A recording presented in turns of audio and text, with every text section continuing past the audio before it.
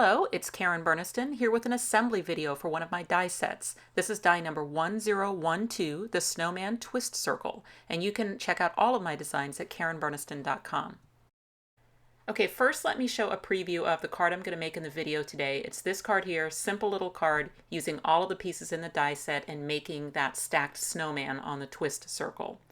And you can definitely use this die set for more than just snowman cards, and I will show you a birthday card at the end of the video today. So this is an update and re-release. So if you already own a Twist Circle die set that I had previously licensed, these 6 pieces you already have. And then there's another decorator piece that was in your set. But then for this set, it's actually an expanded Twist Circle because it has all these extra pieces to be able to do the snowman.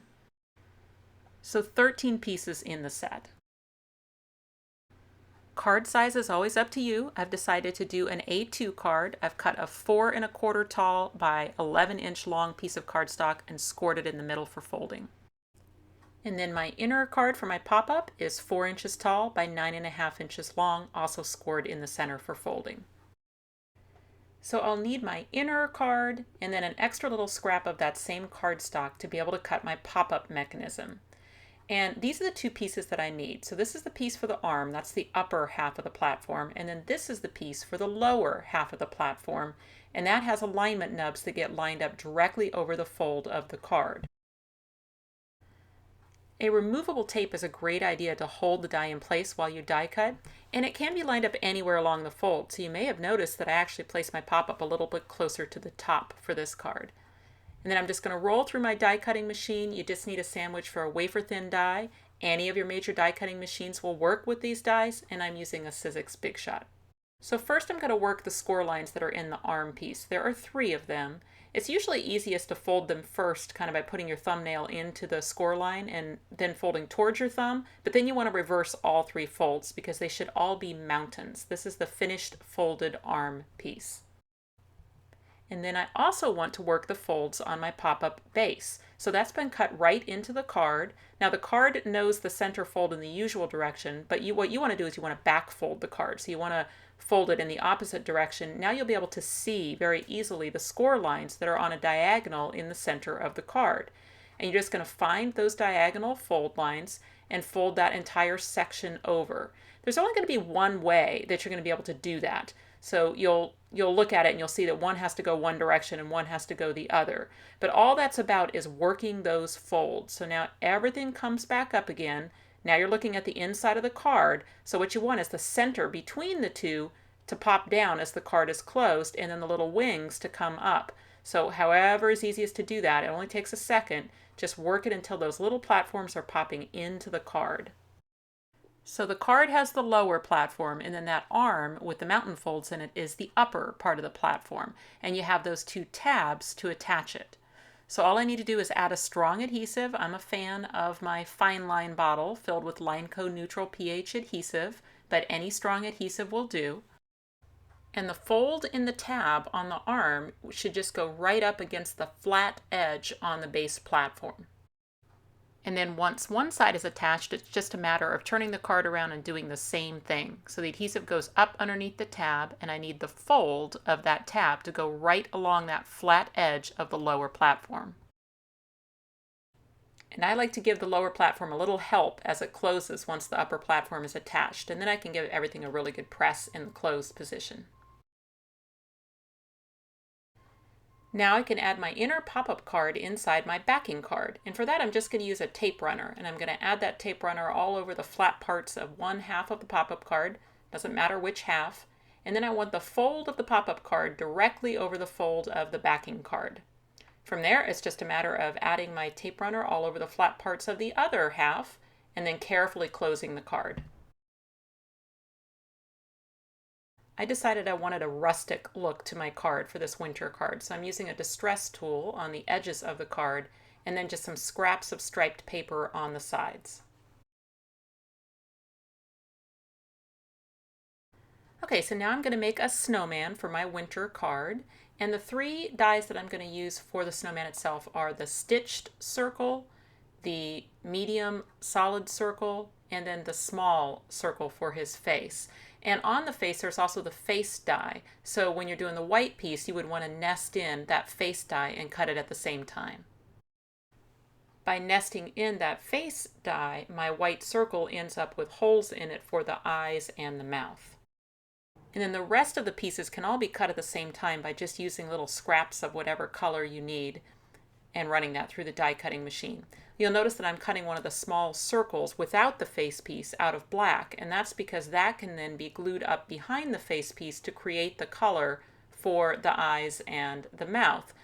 So that's a lot faster than having to glue on individual little circles to make that face. So by doing it with a negative like that, it's just a quick process. There is a hat and a decorative hat band, and those two can be glued to each other to create the hat and then glued on top of the snowman's head. So the idea with this snowman is that you're looking at it while you're flying overhead. So the idea is to stack up the pieces and actually have them within the limits or close to the outer circle. So you can see it's only a little bit of his hat that is sticking outside of the outer circle. And I also like to keep his arms within the limits of the outer circle too, so that they won't become a catch point. And I like to use pop dots between the layers of white. It just adds a little extra dimension, but that's of course just personal preference. You might, if you're trying to keep your card from getting too thick, you might try instead just inking the edges of the white circles to give them some distinction, but then not using the pop dots. Ribbon makes a great scarf. I just tie a knot in the ribbon and then just trim the ends into fishtails and put it on with a glue dot. And then I just need to add a strong adhesive to the front half of that platform and then just press the snowman to it. Okay, I'm going to give it a little test, make sure that it's spinning nicely and twisting down into a flat position. Just test that a couple times. And I notice now, see that I left his arm really just too floppy and it caught against the card as it was closing. Easiest way to fix that is actually just to glue down the end of the arm onto the circle so I don't have to worry about that being a catch point. So it's a really good idea to keep your decorations kind of out away from the pop-up so that they don't become catch points. So this location for the ribbon should be fine because it's outside the area of where the twist circle twists down. Now for my greeting, I used letter stickers for the word winter, and then the celebrate came from word set number 2. And I combined those onto a circle cut with the largest die that's in the set.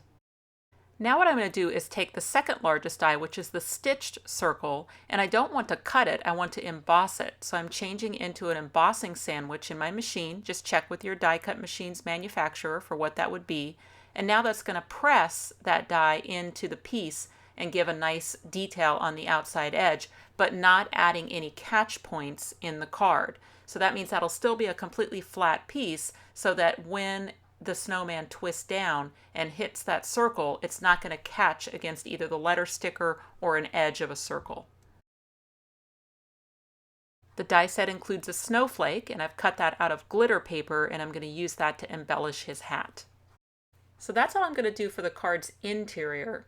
And then for the exterior, I decided just to do a simple lead-in. I just went back to the circle dies that come in the set and made a nice combination as a backdrop for another one of those hats with the snowflake embellishments, a little bit more striped paper on the front of the card, and then that creates just a simple lead-in to the fun that's on the inside. Which is not to say you couldn't dress it up a little bit more, maybe like on this card how I added the nature edges along the bottom to be the drifts of snow. And I also inlaid all of those snowflakes along the background so that they wouldn't be catch points. So I die cut those actually through the blue and then added the white ones into the openings. So you can use your snowman without the pop-up, and you can use your pop-up without the snowman. So here's a birthday card that I made using the Snowman Twist Circle, minus the snowman, but using all of those fun circles that come with it, and then embellishing with some of the other dies from the Spring 2017 collection.